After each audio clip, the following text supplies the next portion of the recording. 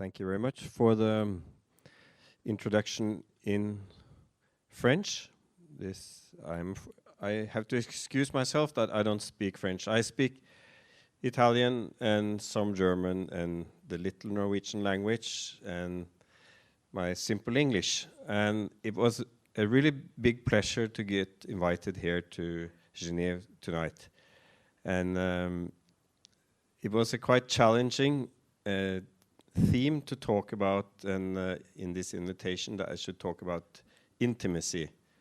And this is something that goes beyond architecture in many ways. The idea and the thought of intimacy is challenging. And of course, in architecture, as in other parts of life, intimacy is something that is universal. And it's one kind of layer that we combine, or we put close to our private life. But at the same time, intimacy you can find in different societies, in different kind of spheres. I had this first image, which is something that is kind of in the small scale. I think the scale is very important in all our work, and to define scale. And as a child, I think there's one really, I was really proud the youngest guest here tonight is really kind of small scale. And I believe that the idea of how you can create a world is with the childhood becomes very strong. You have such a strong kind of abstraction. You can tell a story, you can lie to a child, you can tell something, a tale, and suddenly you can take this small person into another space, into different kind of sceneries, environments. And it's just, all of you, I suppose, has also in the childhood had, when you we're all architects from the beginning, with a cloth over a table to make a small space, and to enter in that space and be proud of what you made. And I think this first image is kind of close to me when I think of intimacy. We had this commission that they wanted this big cottage in the mountains. And we had this process that in all we did, we tried to reduce everything. So in the end, the client, he wanted a house, which I'm going to show you afterward, which was approximately a program of 300 square meters, but we ended up with like 130. So it's kind of, the deeper we went into the dialogue, each time I managed to shrink the actual program. And that is probably when you understand the place and get to know the place, you know where the light is coming from, you know, you start to get to know the landscape. All these kind of elements are important in the notion of intimacy. And also, I think, for myself, what is personal and what is private? In most lectures I give, I'm never private. I could be personal sometimes.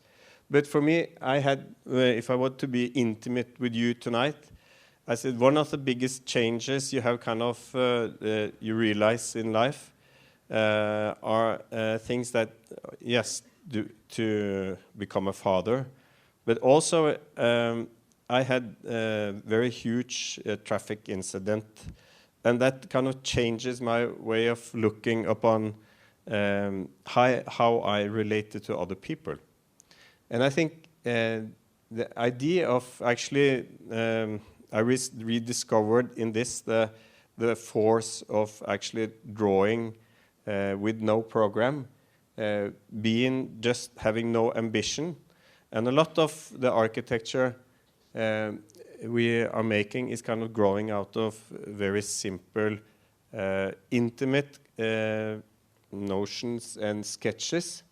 And all our projects come out of us actually the idea sitting and talking together around the table or just sitting alone.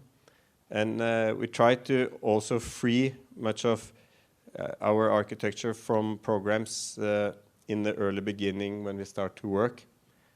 So this kind of change in life made me a bit aware of not being so clever, but doing just more that I want to do, and working in a very open field.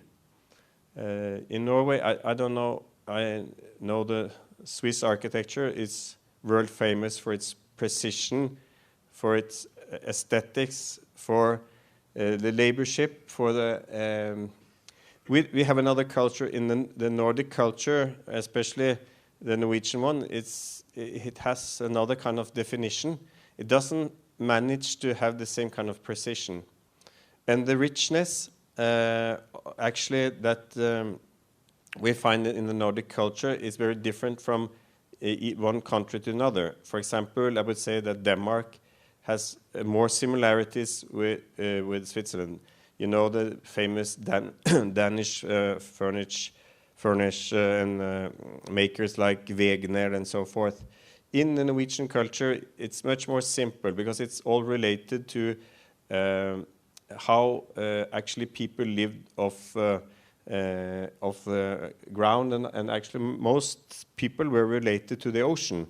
And the ocean is very unpredictable. You know, in one way you can go out and fish and you can come home with nothing. But the other day you can get so much fish the boat is sinking. No?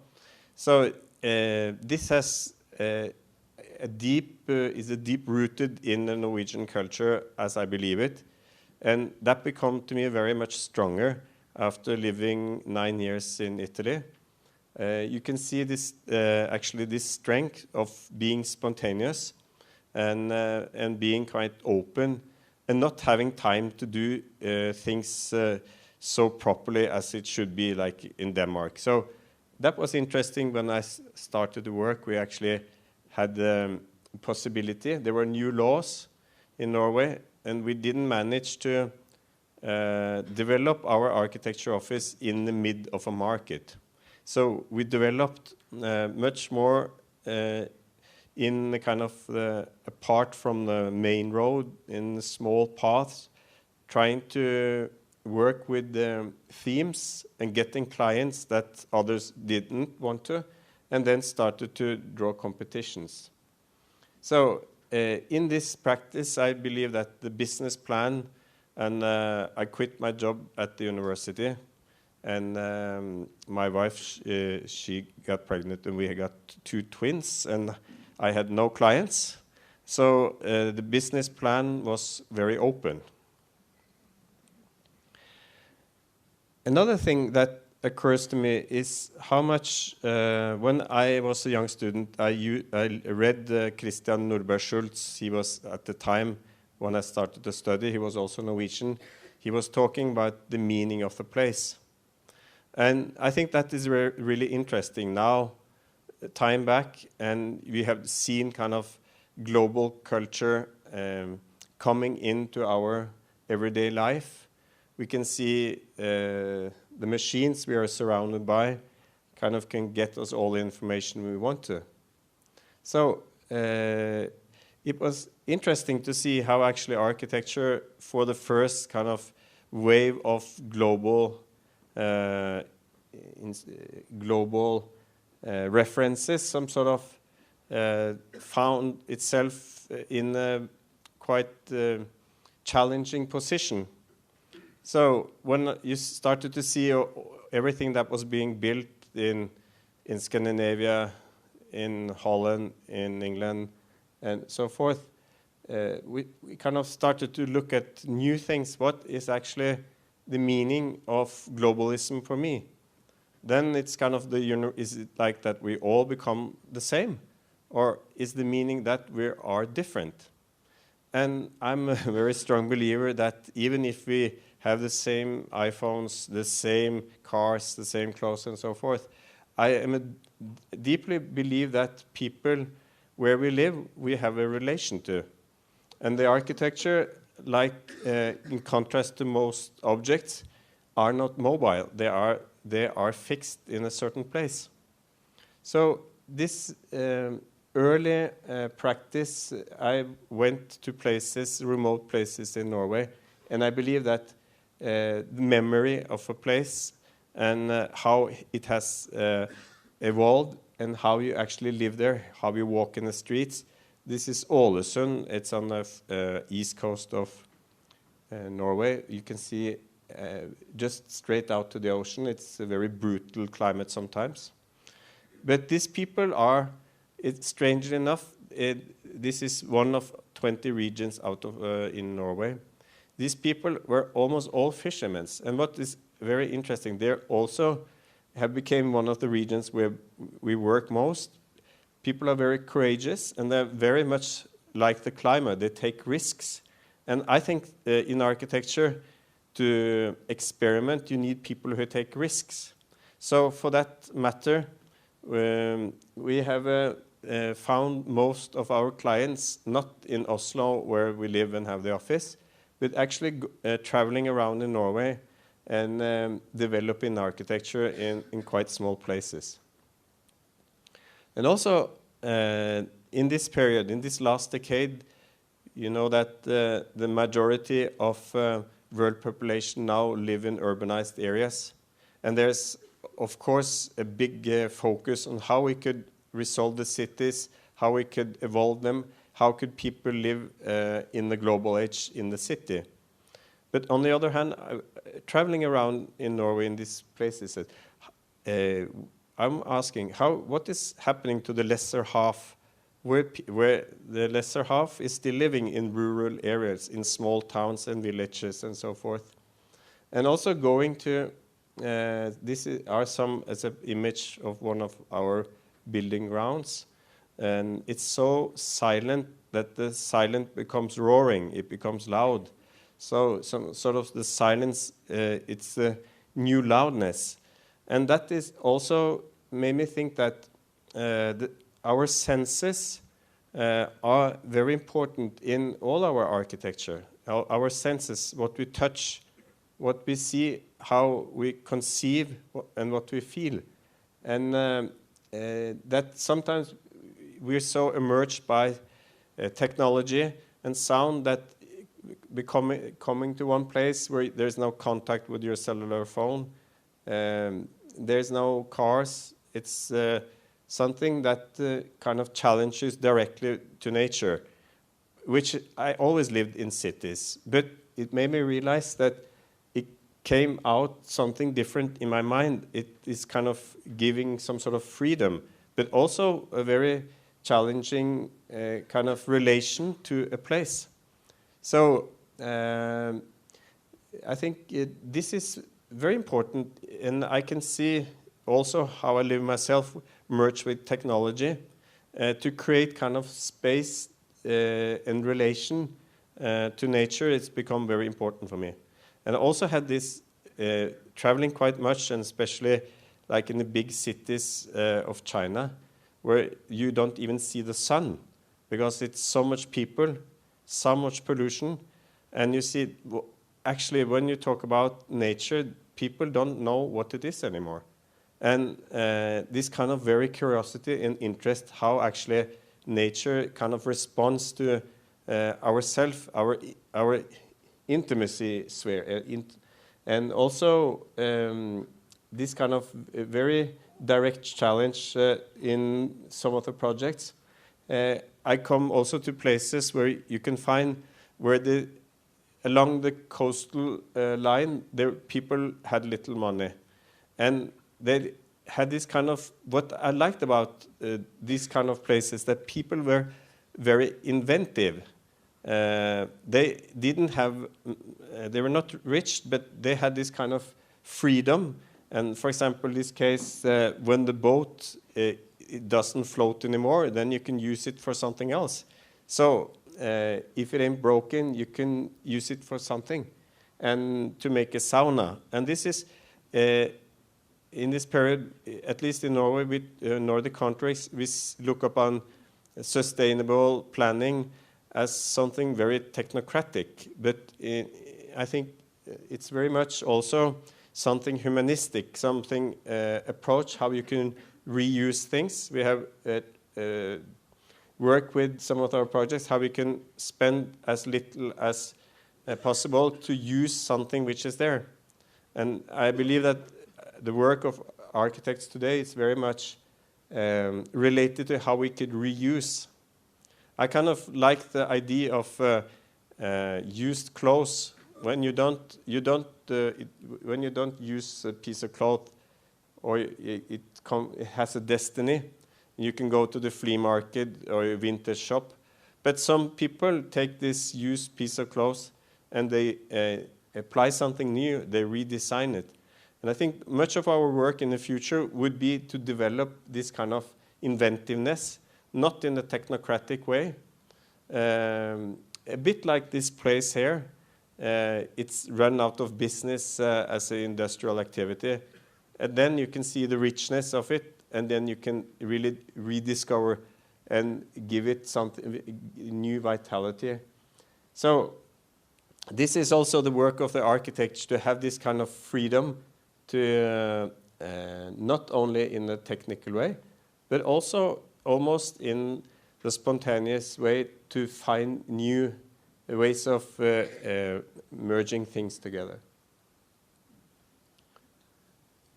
After living such a long time in Italy, I also came back and started to see the region of the forms.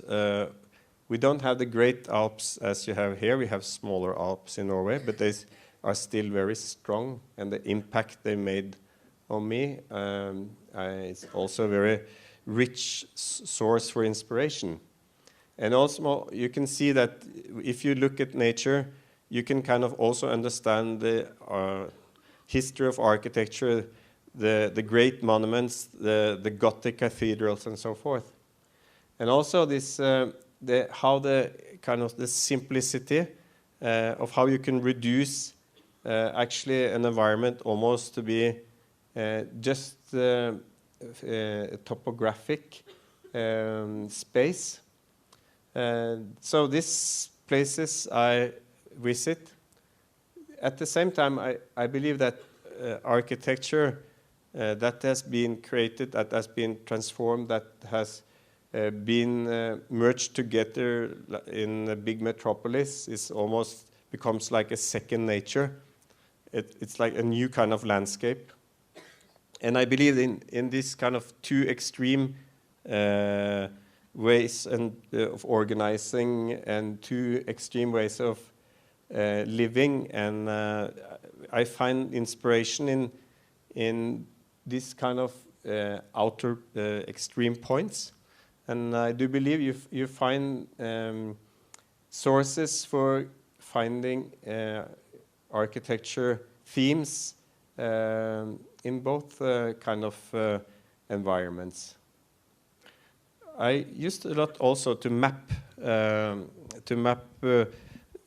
places where you actually see there's a very fragile urbanization, and where people are leaving, and when they like the traditional activity like fishery is not more the source of occupation, and even try to understand how we are very focused on how to build architecture, how to design it.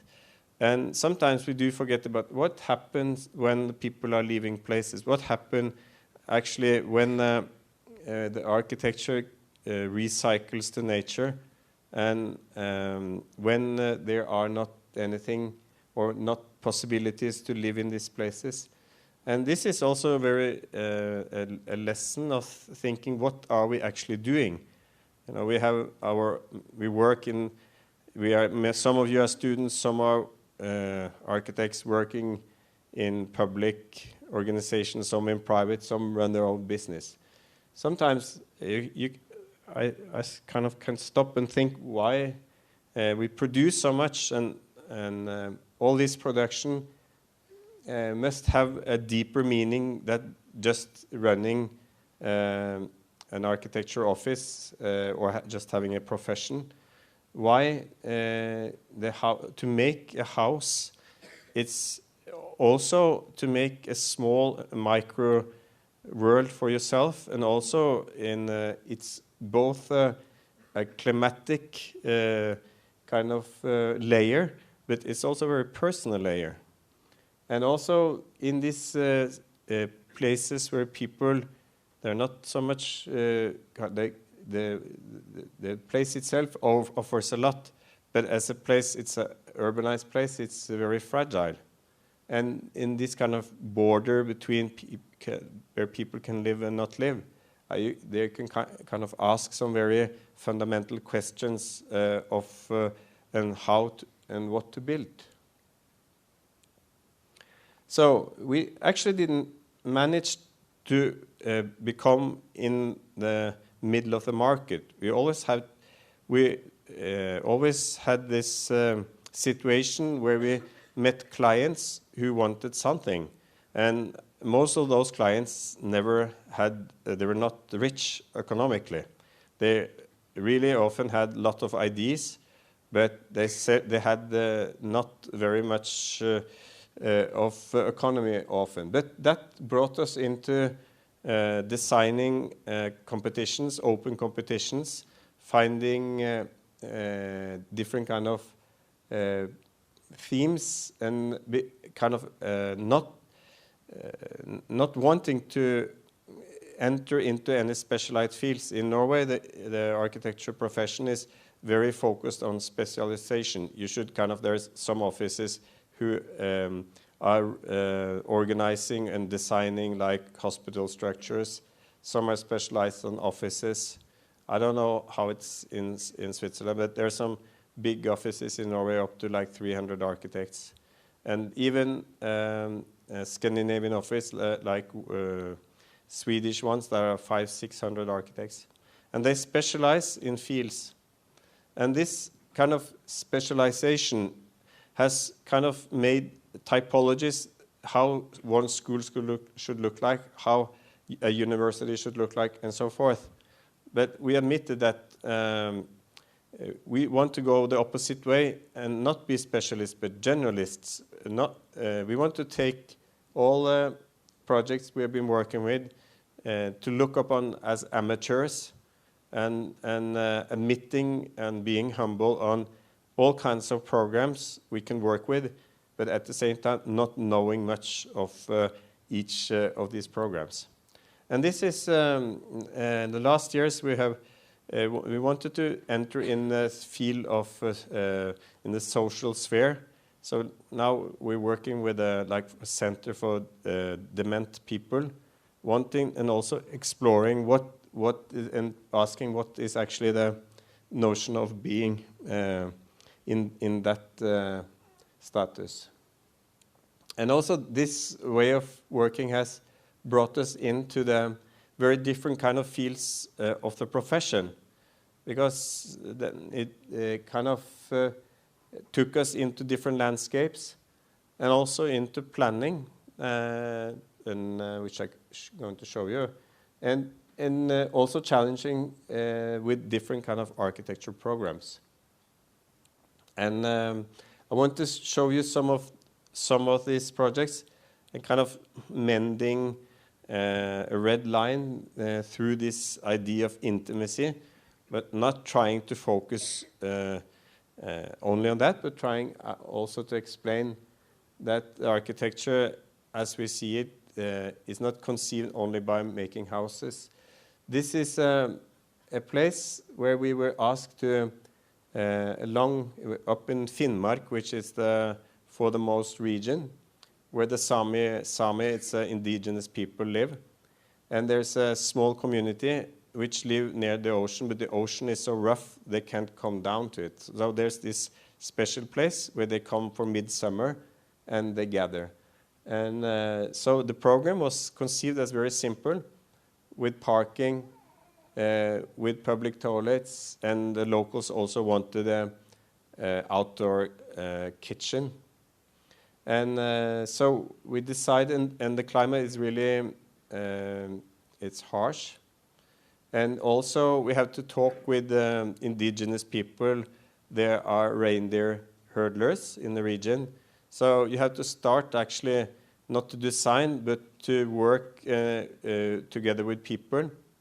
And also you see in the Sami culture, the notion of the universal is also always conceived in the sphere, but never a perfect sphere actually, always in a kind of imperfection, which is very much related to the soul of the Sami people. So looking at the place which is close to the ocean, you also see that the most organic things, the most structured things around this place was small shells and living creatures on the beach. And also that we could conceive everything in this very simple, the most simple of form, the circle, and in this monolithic structure of concrete, we could conceive the whole program.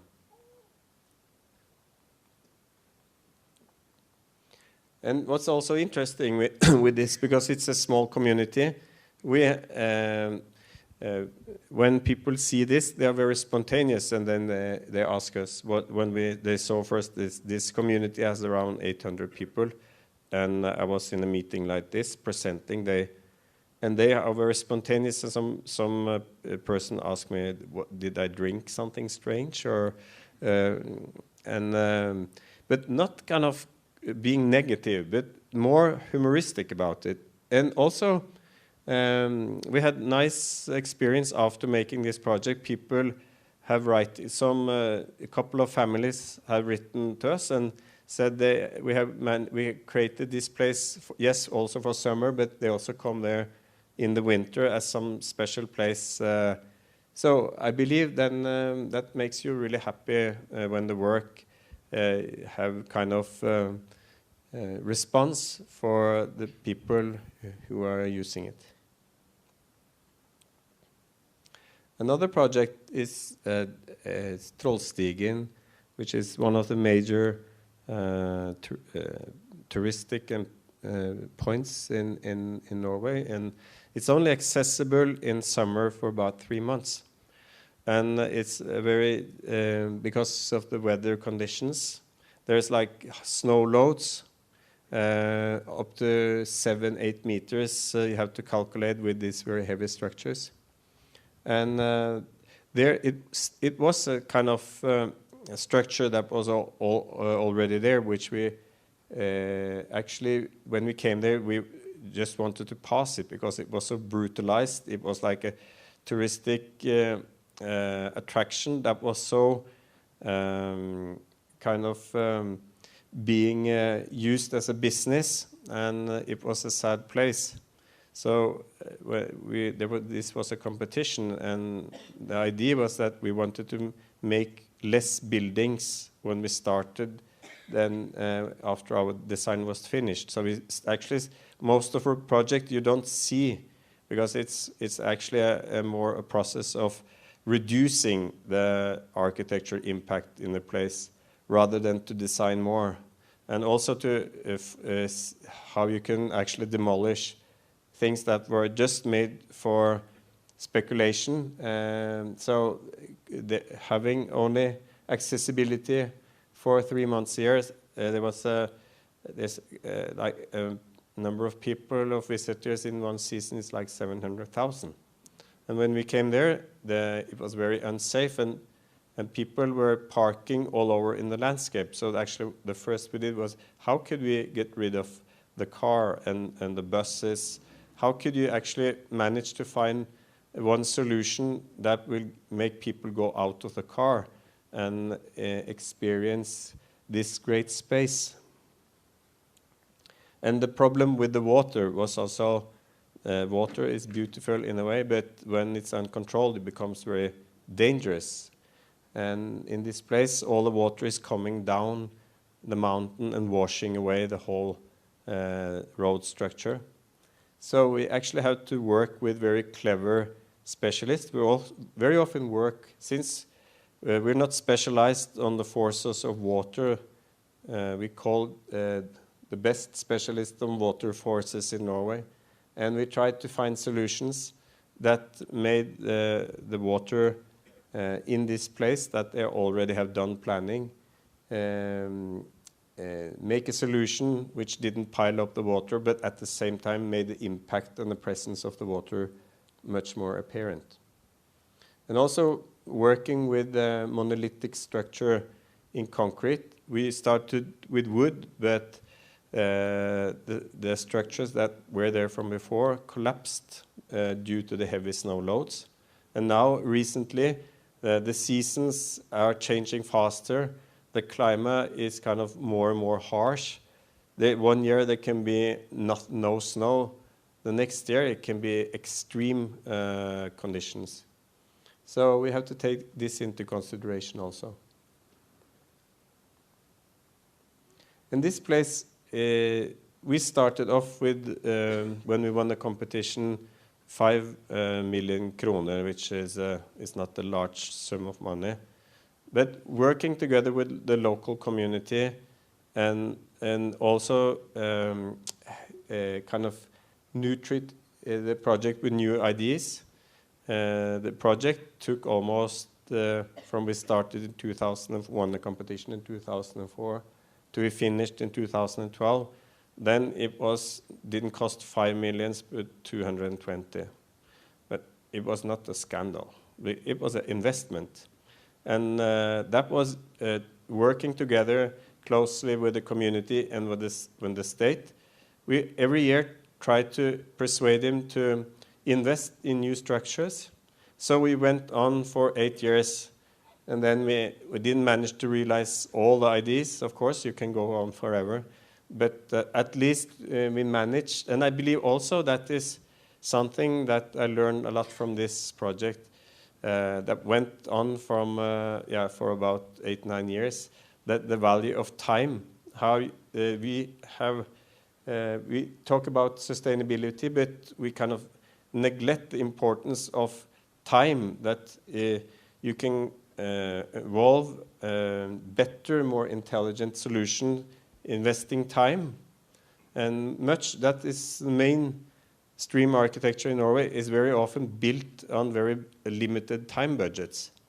And then the quality is suffering because of people actually don't consider time as one of the basic columns for creating long-time quality. And also the inventiveness, I believe, to come up with good solutions, you need to work a lot. It's very seldom you come up with the best solution the first time. It's maybe the 50th time. And also trying to work with full scale. We do that in all our projects. Try to involve the builders, because in the end, it's not only the end users or the planners and the clients and so forth, but also the people working with it. So trying to engage people in the team. This is much in the Nordic culture. I really do like that you can kind of sit around a table with the people who is actually going to build it. You can have a good time. You can become friends, and actually you can manage to make really great things in that way. But sometimes the lack of time doesn't prevent this kind of process, which I find a very quality way of evolving architecture. And the materials are very simple in a way. It's corten steel and concrete. And also we wanted to, when we first made like furnitures and small scale objects, that they could be there, stay there for the whole season. And also enjoy, this is, I think, in a way, this project belongs to something they call the national touristic route, but in a way, the majority of the people coming here are from other countries. And also when you talk to people, I meet people from Japan, from China, from all over Europe. Much much of the people are living in very dense places, in cities, and actually have never experienced nature so close. So how we organized, we only make kind of boundaries where it's very dangerous. On the other side, you can move freely out in nature. So it's not kind of program path, it's kind of a limit to prevent you from going into a very dangerous situation. Like this structure, it's a very special place where this microclimate that in a few hours it can change from really nice summer to a very harsh kind of climate. Almost it can come snow and rain. And also it was very challenging to build this structure. So we can never have done this without also talking a lot with the guys who were building it and planning really well, because this is a place that is extreme in itself, and that made us very tight together. It's probably the project we've done where we're very close friends with the builders. No, we quarrel a lot, and we also drink. Yeah, they drink a lot. I don't drink. Yeah, well, little. After the lecture, I can drink. But this kind of process is kind of, I really love them, because then there is a possibility to make something really, really clear. Where most of the projects, we often have very big public clients. They have programmed everything. They have a budget. They have their ideas of how the project should be developed. And I can see the project is suffering because it kind of could be so much more sustainable in all ways. And I believe so the main lesson for this project is that time, we should spend more time on our project and persuade the clients to use more time and have, and of course also put more economy into the projects. That's a good choice, I believe. We were called up 3 years ago, and there was this idea of creating, it's a very simplistic map of Norway, Sweden, and Denmark. And Copenhagen and Oslo, it's a distance of 600 kilometers. And in the middle is Göteborg, which is the 4th biggest city in Scandinavia. And the idea is actually that these 3 countries, we can speak the same language, but we don't mingle so much. We don't share so much.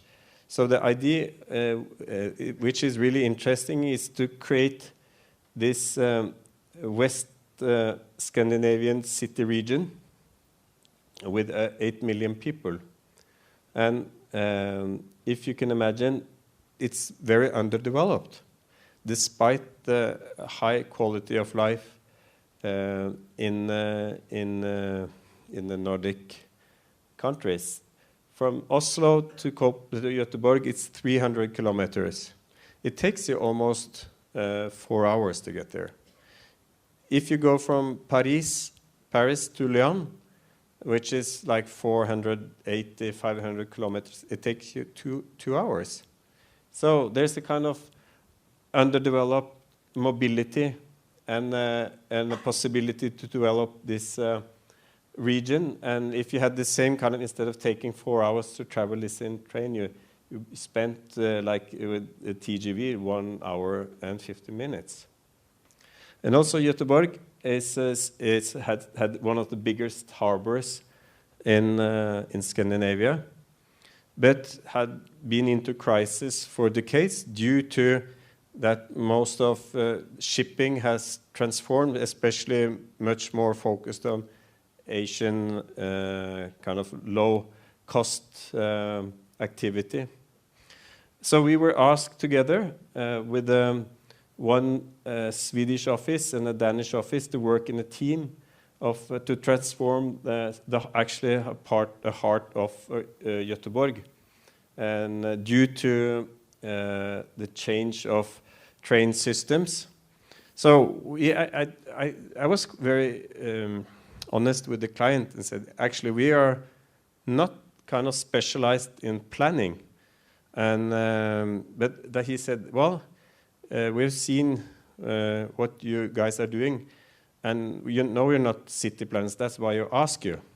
So it's actually the first time being invited into a project for being an amateur, no? Based on that you're kind of amateur planner.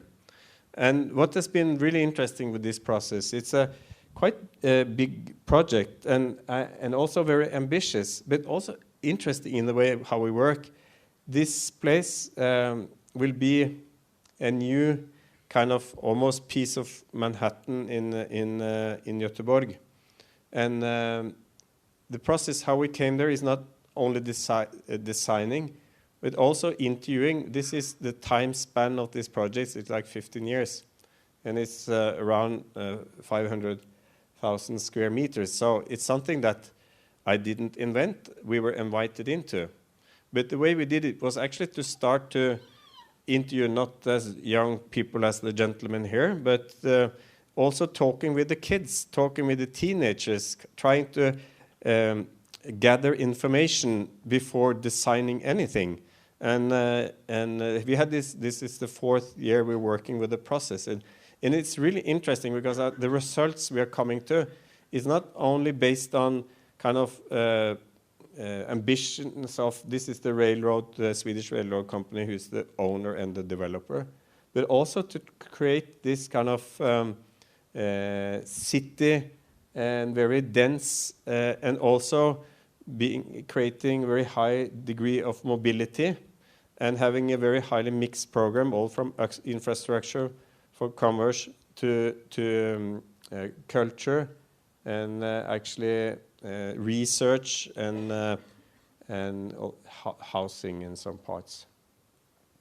And also the city of Göteborg has kind of different patterns from the 1600 and to the 1800 and trying to mending these patterns together.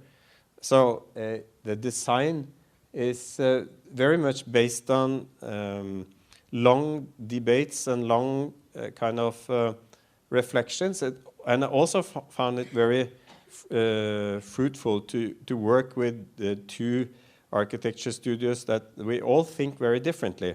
So all of our meetings are filled with kind of different viewpoints and different ways. And that I think is positive. So this kind of friction make you think in a more open way. Actually, we started to design it much more as we did, much more like some sort of artificial nature environment, which you could use in many ways. The city planners and the city of Göteborg has been more conservative. You have to deal with political realities. But I believe we have managed to create a program which has a lot of kind of scales and also taking inspiration from the historic city and trying to mend them in. Even in, and also trying to think that different kind of levels can be used. You can create programs not only on the street, but on the upper levels. So next year, they will start according to the client to plan and being immersed in such a process, but working in the way we do. I think it's interesting. And I want to show you this other project, which is actually the biggest project we have realized, and that was there was a period where they transformed college and university structures, and this were these building structures that were buildings from the mid-60s to the early 70s, and there was this design competition, which we won, and we won it very much based on how to preserve as much as possible. How could you use as much as possible of the existing structures without demolishing? So it became kind of contemporary archaeology and going at the building site, finding the elements that could mend that was missing. So the link that was not there. So instead of designing a completely new building, we proposed something different that was mending these 5 different building stages together with a new intervention, some sort of. So the final project is almost difficult to see what's new and what has been there from before. And also working watch, the footprint is rather big. It's actually very much inspired from the models of the 60s with in what we call in low dense architecture in northern architecture. With a lot of the guys from the 60s, they went to North Africa and made sketches, and a lot of you had this kind of they came back home and this very believe in modernist thinking mixed with traditional thinking, and so this low density structure was created. And so we used it in some places, and it has really, it's kind of interesting with deep buildings when you have these wells of light, how they organize, how you, there's actually a structure of over 1,000 rooms in this this project. And we decided to introduce a new material, and we have been working very much with wood. In Norway, wood is very inexpensive, and before the earlier generations, they used wood a lot, but always with paint or applying some chemical. We have been making research on wood, not applying anything, just trying to understand the quality of the wood and what of the trunk you can use. And so we have some of the oldest building we now have made. It's been there almost for 20 years, and it's amazing. Just using untreated wood, we have changed nothing. There's not one single piece we had to change, and we have not applied anything at all. And so it's kind of this kind of knowledge has been very interesting, and I believe, if I'm honest, I really do think it's important in our office, the research of materials. So in this big structure, we wanted to create a main element that used untreated wood. And also inside the building is have a very big footprint, and it's difficult to, it's like a labyrinth. So we wanted to create some spaces that were not only one floor, but had a much more clear vertical. So in this point here, there's like 20 meters of like light well coming down, and where also we decompose the floor slabs into more free structures. So this is actually one big spiral staircase where people can meet in both like monumental way, but also in the small boxes where they can stay inside or sit on the top. And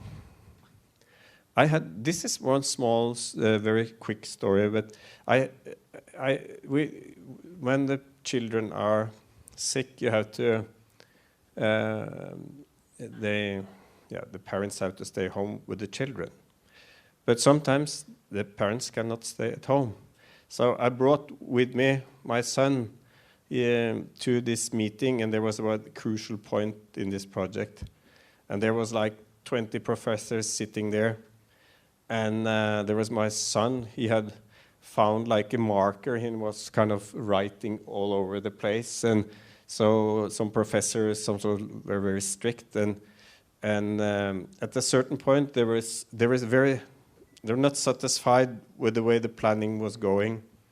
And my son with the stomach ache. He said, "Daddy, can we have just a small break?" And I said, "No, no, please. There's this meeting going on." So it was terrible because he was with this marker all over, and I felt kind of embarrassed and bad architect, bad father, and bad meeting organizer. And then these people get more and more angry with me. But suddenly my son, he said, "Daddy, I have to poo." And then it's strange that I think this is the end of my career. So I followed the son out there, and he had to do what he did. And when I came back, all the people were so nice. It's very strange. So a son of 5 years saved the whole project. So afterwards, I said, you can want everything that and then they had to stop at the petrol station. And there was this huge, terrible animal, then commercial. And I said, "I want this," he said to me. So he filled up, we have to fill up the car with this thing. So beware of clever children, or bring them to meetings, because then everything gets so much better. Maybe because we get too serious sometimes. Anyway, working with this big scale structure for us was also very useful for our skills, because we invented wall systems, we invented different kind of working. We had a lot of meetings with the students. We kind of got inspired by the ways of bringing light into building masses. And there's another thing that also I'm very we are working with this now. This is a cultural center in mid of Norway, and it's actually this small scale community with only 25,000 people, but they had this very strong belief that there's what I talked about before, people moving away from small villages and small towns.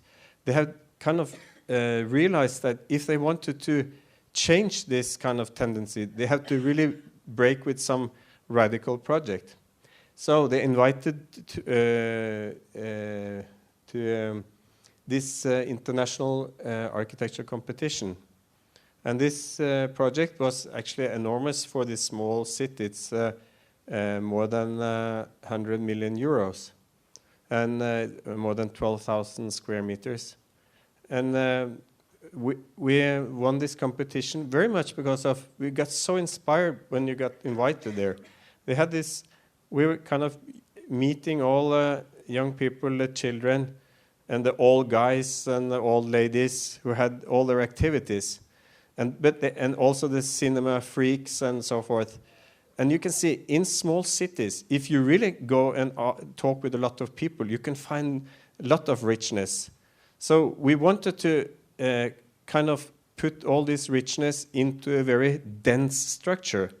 So we decided that in the program, there's no there's almost nothing else than the real functions that are merged into each other. So for example, the library, a traditional library, you should be quiet. We said that a library, this is more than 2,500 square meters. This should be like a market. If you go like to the market in Barcelona, it's very rich. It's rich of knowledge. You can find some of the people who knows most about tomatoes in the world in the market in Barcelona.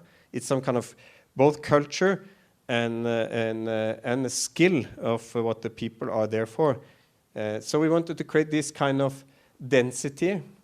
And that was actually the scheme that we were winning on. Very simple geometry, but also trying to find these small spaces that we found behind farms, because the city itself is very ugly and small ugly city. But if you go just some minutes out on the countryside, you find the most beautiful farmhouses. So we wanted to kind of make a dense interpretation of this cultural richness.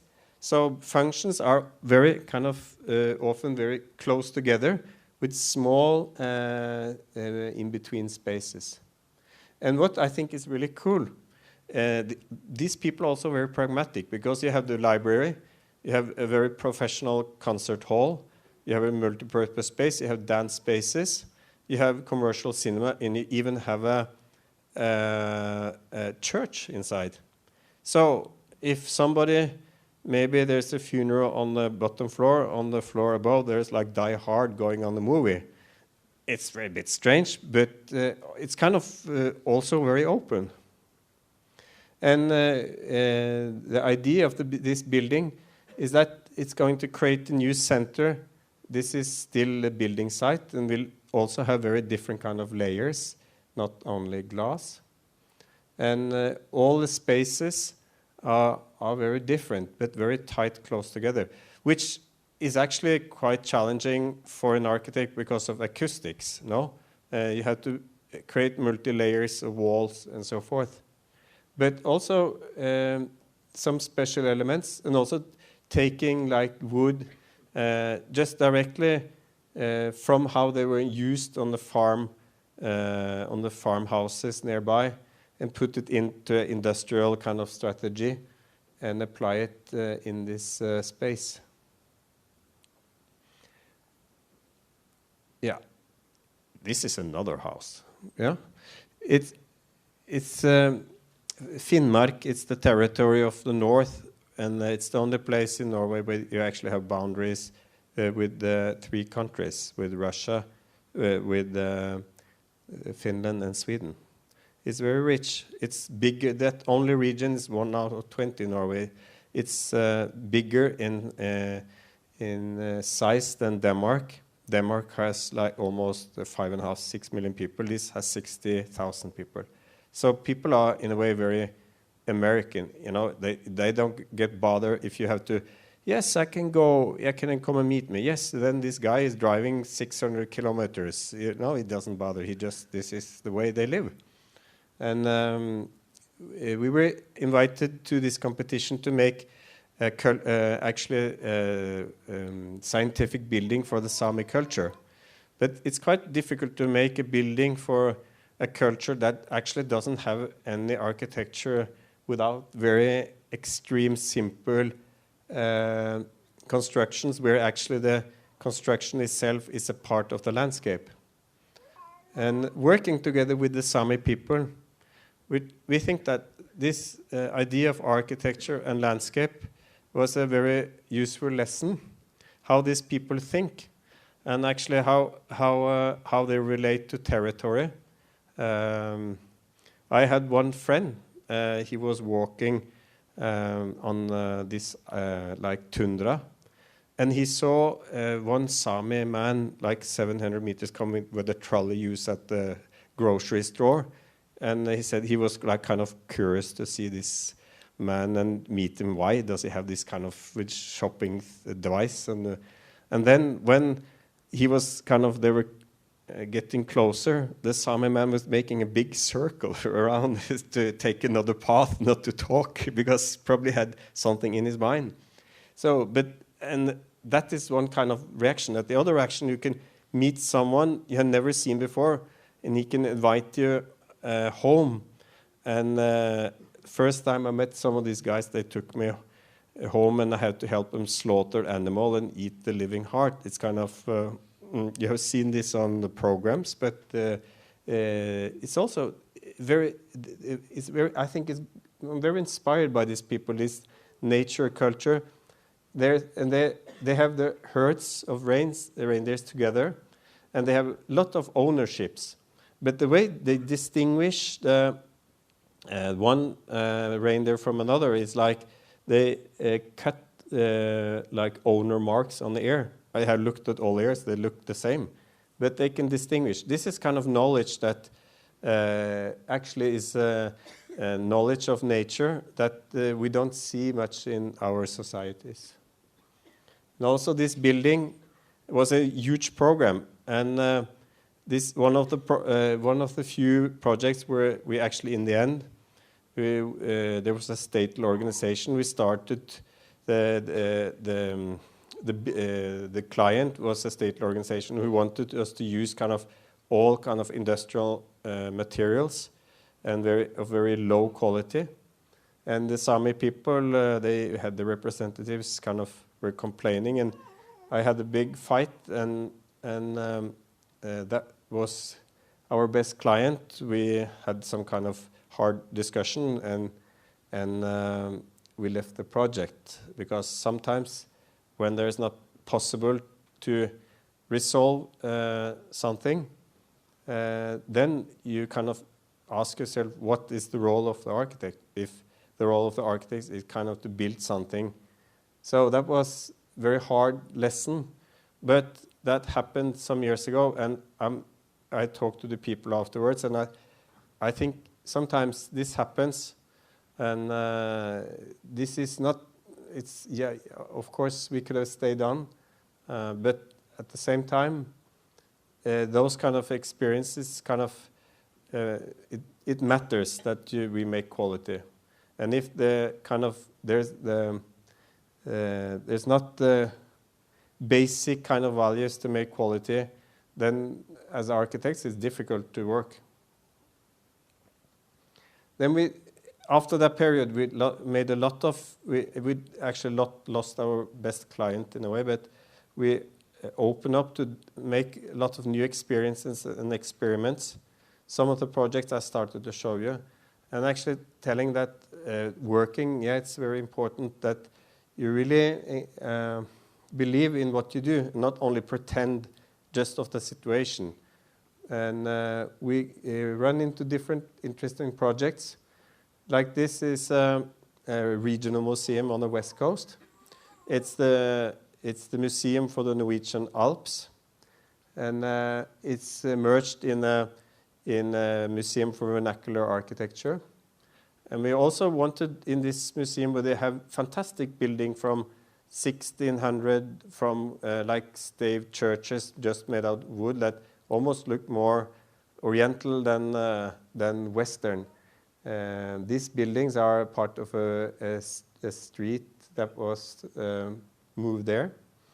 And making this building just out of wood was all over the ground.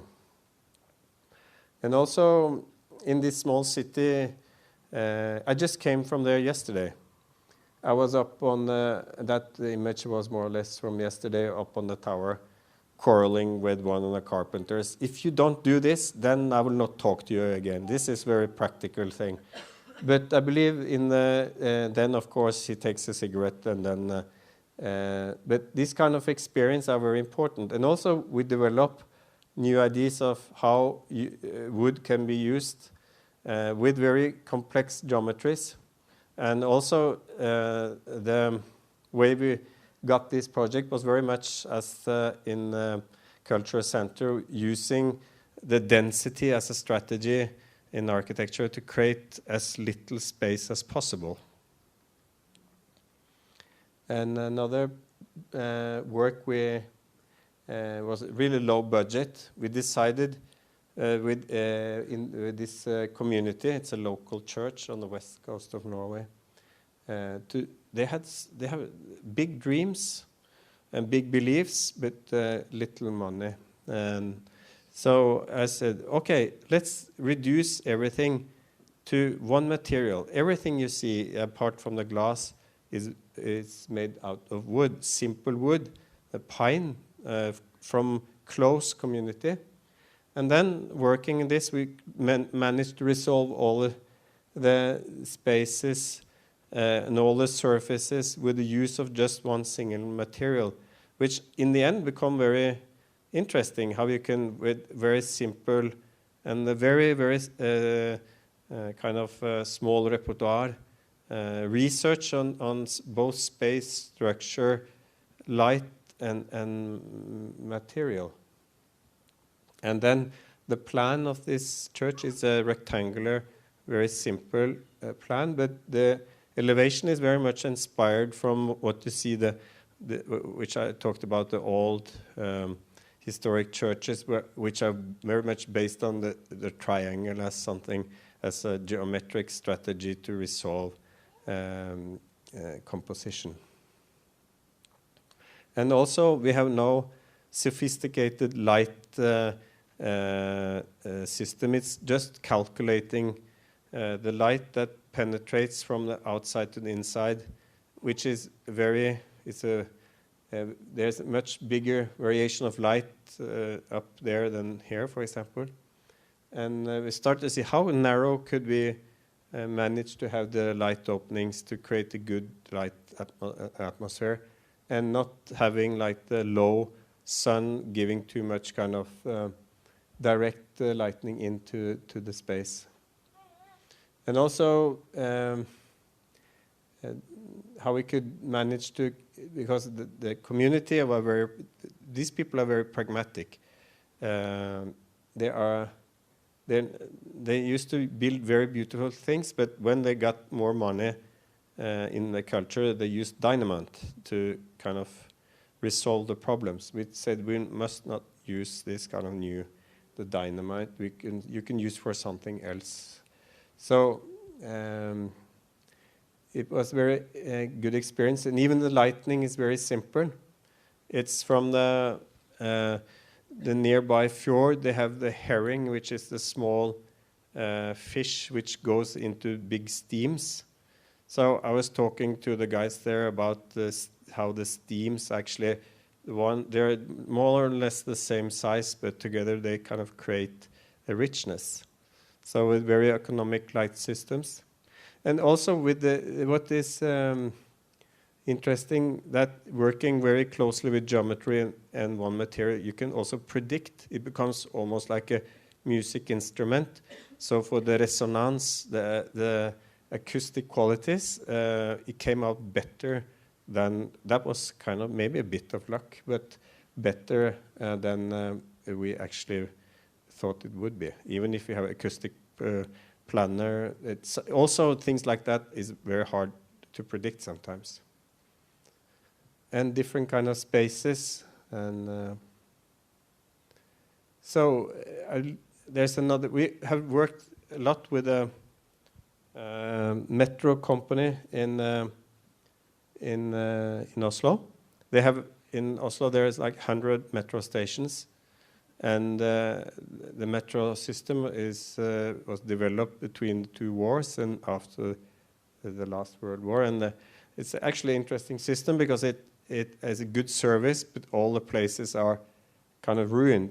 And there's this competition that we won, and there was this old building that the client wanted to demolish.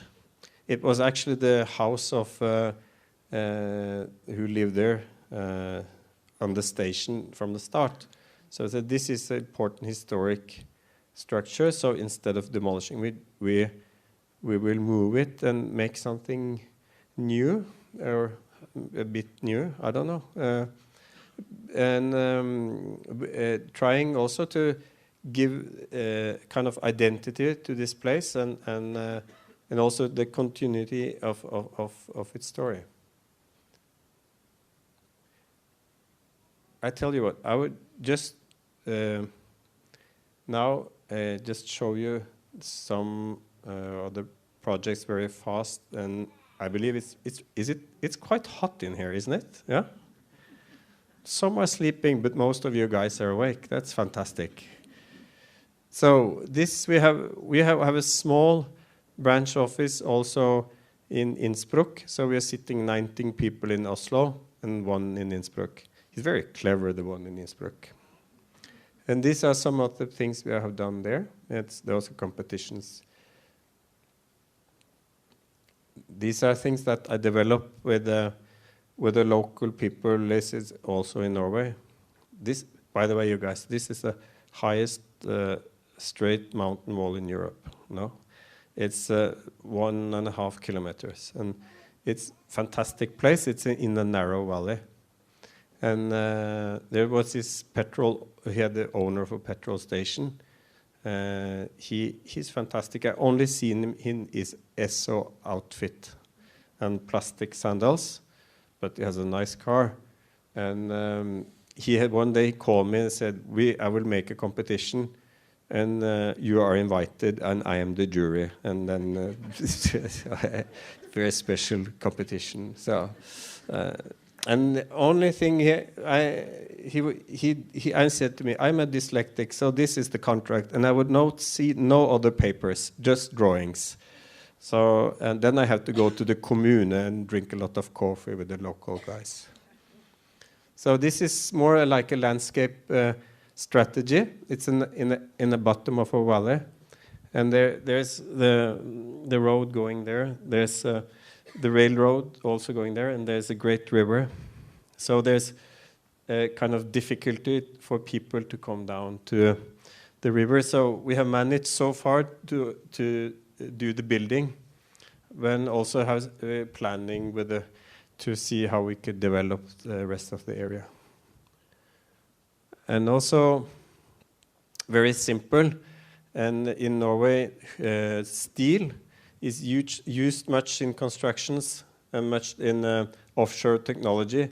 So we used very simple hoop, like squared hollow steel structures, which are really the most inexpensive one. And actually looking at the place with the small birch trees, he said, there's one condition if you want to win the competition. I must see the whole mountain wall from inside. So we kind of were at the place, at the site, and developed the project. And it gives kind of the scale is so big in the mountain range. You need something that you can relate to your own body to understand this huge scale. And there he also, this is the first time we actually applied char to building. He said, I tried to persuade him, this will be dark after some time. No, I want it dark tomorrow. So then we have to use char. And another thing that we have, I think this is a very project which is based on kind of low-cost solutions with glass, and this could be very expensive glass systems, but also working with one really, the guy who built the Trollstigen project, where the glass is like, if there comes a family, a Spanish family, and lean on the glass, you should feel secure they don't fall down 200-300 meters. So this man is really great, and I think that is to work with the same people more times and challenge them. And the glass man, we have, I'm sorry, there's not so many women look at the glass man, the steel man, the concrete man. Well, there's a wood lady, but she's also great, but also there's a wood man though. But work with the same people, kind of create really good meetings, and also you can challenge people. In the end, he took off this. I said, you can do without those steel elements. So then he had to smoke cigarettes, and then he took them off, and it's not been a problem after that. And this is very fast. Our children went to this kindergarten, and we discovered the building was rotten. It's not healthy for anyone, neither for grown-ups and kids. And we made this kindergarten project. By the way, that was in the paper. Thank you to the journalists, the journalist here, for showing that project, because it's really close to my heart. I believe I think take a lot of interest working with weak groups in society. And you see, when we got invited to design this kindergarten, I looked at kindergartens around in the Oslo area, and they stuck me. They had some of the same kind of identity. They look like more or less like small prison camps. No, very boring and very sad things. And if you really believe that the children is actually the plants of tomorrow, then actually the greatest of architects should be given to the kids. So we had no kind of good examples in Oslo. And I think also children are very fragile, like young plants. And they are also very great because they have not been educated. They are free, natural, and spontaneous. And this mix between the play and the spontaneous, I think, is extremely important. I think too much of the grown-up world suffer from the lack of this emotional filter in our lives, and I believe that a kindergarten must be such a place that instead of filtering out this very spontaneous play and the joy of life, it should kind of evolve and increase. And so we start to see, how can you sit on a building? How can actually a building be a furniture? How can you relate to a building very different from a place with a box with door and a window? You go in and out. And also creating different kind of stories, since light in the Nordic culture is very important. How can you create actually different ways of filtering lights? And how can you create environment with extremely different heights? And there are some doors that are not higher than this, for example. And using also wood as a material, most children they lick on things and the taste, they are very natural how they orientate. And I remember when I was a child licking on the steel rod in my kindergarten, and that didn't feel good. So that's why I probably speak so slow. But anyway, this and we wanted bring in the light in very different ways, and actually how sometimes you could grow with the window. The children are there from they are like 1.5 years to 6.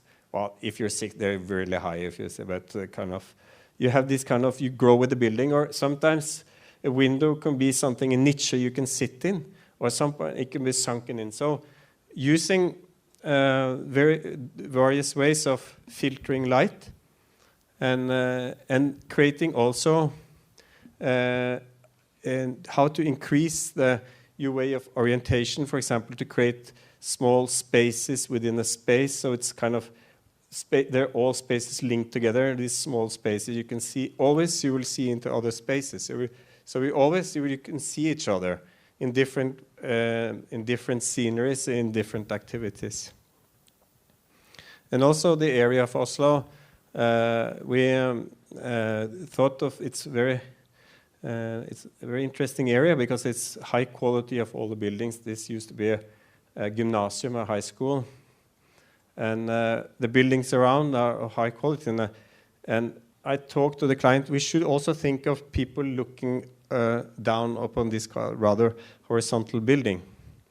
That I spoken to the local community, and we had very much appreciation of actually seeing the building as one wooden object in all 3 dimensions.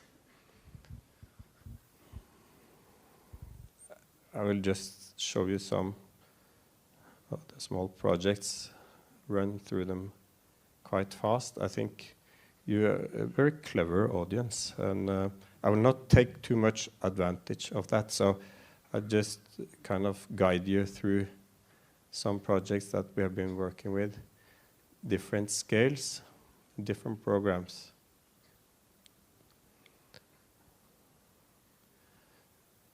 And all of these buildings are very close developed with the users, contain much of what I started to talk about. So this last image is of our office. It's an old building of 160 years old, which is old in Oslo. You guys have had a high culture since the Romans. We have been very simple peasants and fishermen. And so this house, when we entered this last year, we moved from all office and recycled almost 7,000 kilos of documents and paper. I'm so happy. And also trying to use this old house, how to create it, and create office of architecture, a space where you can work and live. And I believe that in this office where we sit very close together, very intimate in many ways. I do believe that for us, it's I don't know actually conclusion of the intimacy. It's such a big thing. It's bigger than me, much bigger the intimacy. But I have tried to guide you through our projects with this approach of looking upon it as spaces where you can live, where you can relate, and where always the notion of intimacy could be a relation to a landscape, just to yourself, to other people. But the work of architect is really meaningful because it is going to give the users a rich daily life in the cities, in other places, where you can actually discover the variation and the joy of life, and that the life is very rich in many senses. And then intimacy you can find in many scales, and it's very individual. From if we took a kind of survey here, I believe you can find very many ways of defining intimacy. So, dear audience, thank you very much.